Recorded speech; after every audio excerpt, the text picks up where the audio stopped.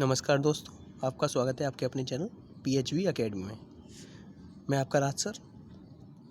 तो हम आज से क्या स्टार्ट करेंगे, राकेश यादव जो GS है, पूरी कंप्लीट GS हम डिस्कस करेंगे।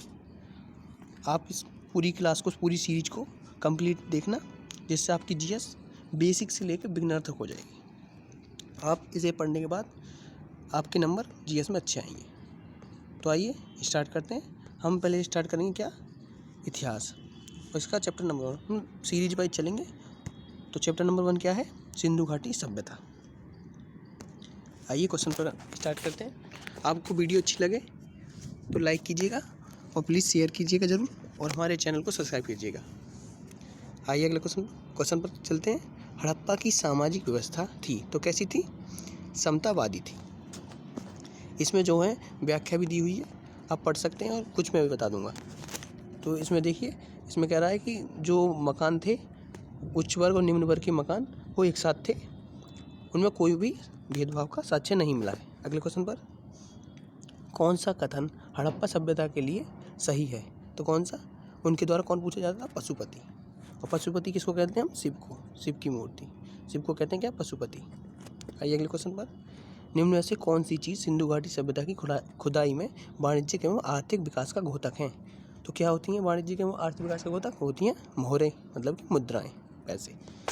सिंधु से अब तक कितनी मुद्राएं मिली हैं, मोहरें मिली हैं 2000, जिनमें 1200 अकेले अपने मोहनजोदड़ो से मिली हैं। तो आइए अगले क्वेश्चन पर, भारत में सबसे पहले खोजा गया था, कौन सा शहर खोजा गया था, तो कौन सा खोजा गया था, हड़प्पा खोजा गया था। आइए अगले क्वेश्चन पर, निम्न में से कौन सी हड़प्पा की खुदाई में नहीं पाई गई थी, तो क्या नहीं पाई गई थी, शिखर रहित मंदिर। ये सब क्वेश्चन किसी न किसी एग्जाम में आए हुए हैं और सभी के सभी मोस्ट हैं, आप इनको जरूर पढ़ना और याद रखना। आइए अगले क्वेश्चन पर, हड़प्पा सभ्यता की खोज किस वर्ष हुई थी, तो कब हुई थी हड़प्पा सभ्यता की खोज, हुई थी हमारे 1921 में। और किसके द्वारा हुई थी, इसकी खोजी थी राय बहादुर दयाराम साहनी द्वारा।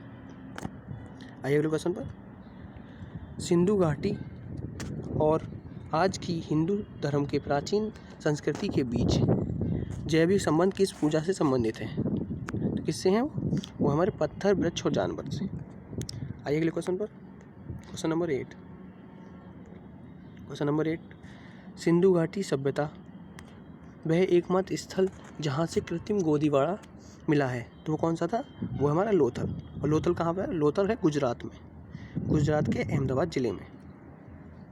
आइए अगले क्वेश्चन पर, निम्नलिखित में से पालतू जानवरों में से जो सिंधु सभ्यता का टेराकोटा में अनुपस्थित था, तो क्या था अनुपस्थित, वो था हमारी गाय, वो गाय नहीं पालते थे। ठीक है, अगला क्वेश्चन,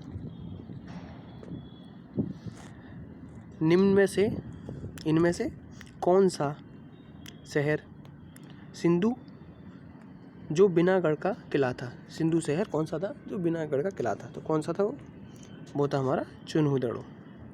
आइए अगले क्वेश्चन पर, सिंधु घाटी सभ्यता की विशेषता थी, तो क्या थी, व्यवस्थित शहरी जीवन, वो शहरी जीवन व्यतीत करते थे, और इनकी जो सड़कें थी ना, वो 90 डिग्री पर काटती थी। किस पर काटती थी, 90 डिग्री पर। जैसे कि ये सड़क जा रही है ऐसे, तो दूसरी सड़क ऐसे क्रॉस करेगी ना, तो ऐसे मतलब 90 डिग्री पर, 90 डिग्री का कोण बनाएगी, समकोण। हमारी जो आज की सड़क होती हैं ऐसी टेढ़ी मेढ़ी, ऐसी नहीं होती थी। तो आइए अगले क्वेश्चन पर, क्वेश्चन नंबर 12, सिंधु घाटी सभ्यता के लोग का मकान प्राय बना होता था, तो कैसा बना होता था, वो पक्की ईंटों का बनाते थे। आइए अगले क्वेश्चन पर, मानव द्वारा प्रयोग किया गया पहला धातु था, तो कौन सा था, वो था तांबा। आइए अगले क्वेश्चन पर, देवी माँ की पूजा संबंधित थी, तो किससे संबंधित थी, वो थी सिंधु घाटी सभ्यता से। और सैंधव सभ्यता समाज एक मात्र सत्तात्मक समाज था, ये आपको याद रखना है। यहाँ जो टेराकोटा है कि नारी की मूर्तियाँ मिली हैं। आइए अगले क्वेश्चन से, सिंधु घाटी सभ्यता की प्रमुख विशेषता क्या थी, तो क्या थी, नगरीय सभ्यता थी। आइए अगले क्वेश्चन पर, मोहनजोदड़ो में सबसे बड़ा भवन कौन सा है, तो कौन सा है, सबसे बड़ा है अनहनगार। ठीक है। और ये कहाँ पे है? मोहनजोदड़ो के सिंध प्रांत के लरकाना प्रांत के सिंधु नदी के किनारे स्थित है। इसकी खोज कब हुई थी? 1922 में राखलदास बनर्जी द्वारा की गई थी। अगला क्वेश्चन, निम्नलिखित विद्वानों में से हड़प्पा सभ्यता का सर्वप्रथम खोजकर्ता कौन था? तो कौन था? वो था हमारे दयाराम साहनी। अगला क्वेश्चन, कालीबंगन स्थित है। कालीबंगन कहाँ स्थित है? वो है राजस्थान में, घग्गर नदी के किनारे स्थित है। इसकी खोज कब हुई थी?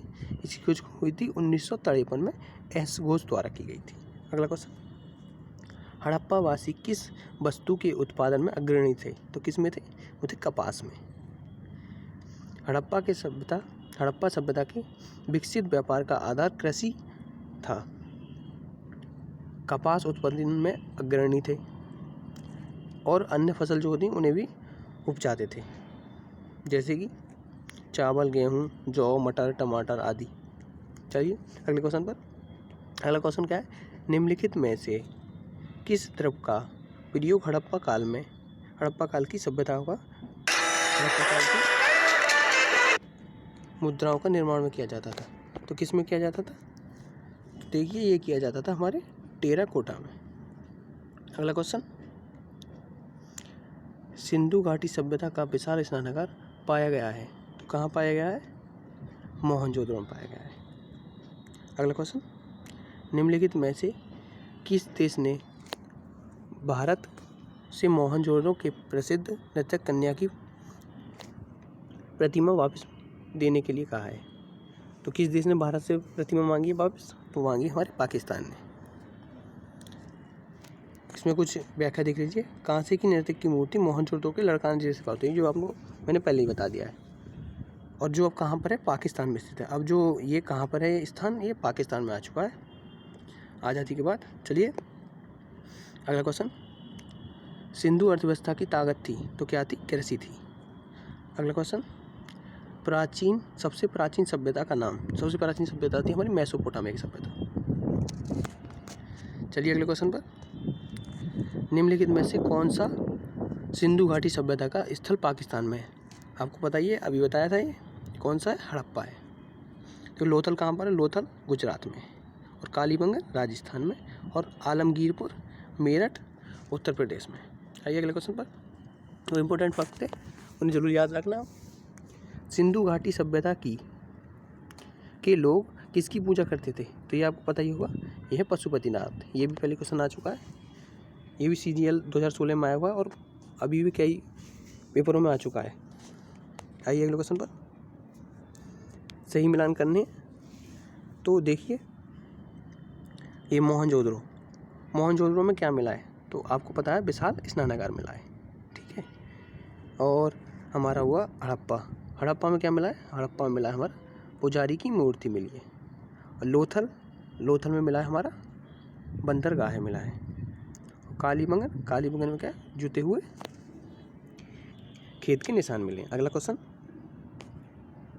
सिंधु घाटी सभ्यता के शहरों की गलियां कैसी थी? तो कैसी थी? वो थी चौड़ी और सीधी, एकदम 90 डिग्री पर जो काटती थी एकदम सीधी होती थी और चौड़ी। आइए अगले क्वेश्चन पर। निम्नलिखित में से किस नदी के किनारे हड़प्पा और मोहनजोदड़ो के अवशेष पाए गए हैं? तो किसके किनारे पाए गए हैं? वो पाए गए हैं हमारे रावी नदी और सिंधु नदी, दोनों किनारे पाए गए हैं। आइए अगले क्वेश्चन पर।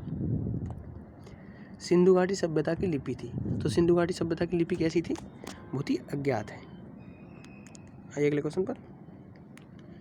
अगला क्वेश्चन है, मोहनजोदड़ो में सबसे बड़ा इमारत कौन सा था? तो कौन सा था सबसे बड़ा इमारत? वो था हमारा अन्नानागार था। आइए अगले क्वेश्चन पर। विशाल स्नानागार पाया गया है, तो कहाँ पाया गया है? ये मोहनजोदड़ो में पाया गया है। आइए अगले क्वेश्चन पर।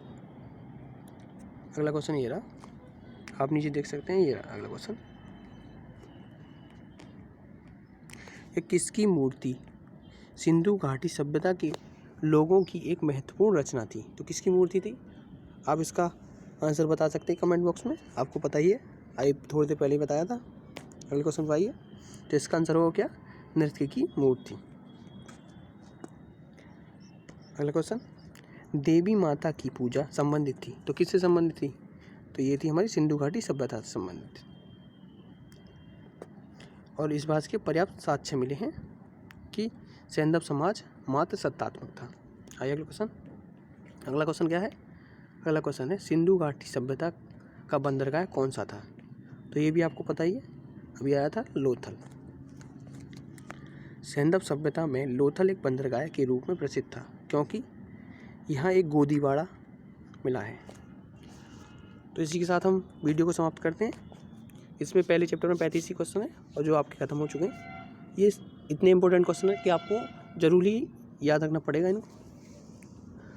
और आपको वीडियो अच्छी लगी हो तो वीडियो को लाइक कीजिएगा, शेयर कीजिएगा और हमारे चैनल को सब्सक्राइब कीजिएगा। और ऐसे ही अपडेट और वीडियो पाने के लिए चैनल को ज़रूर सब्सक्राइब कीजिएगा और बेल आइकन ज़रूर दबाइएगा।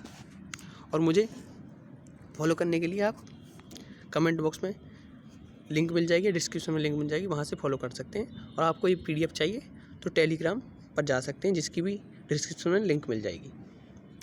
तो इसी के साथ वीडियो को समाप्त करते हैं, क्लास 1 खत्म करते हैं। जय हिंद,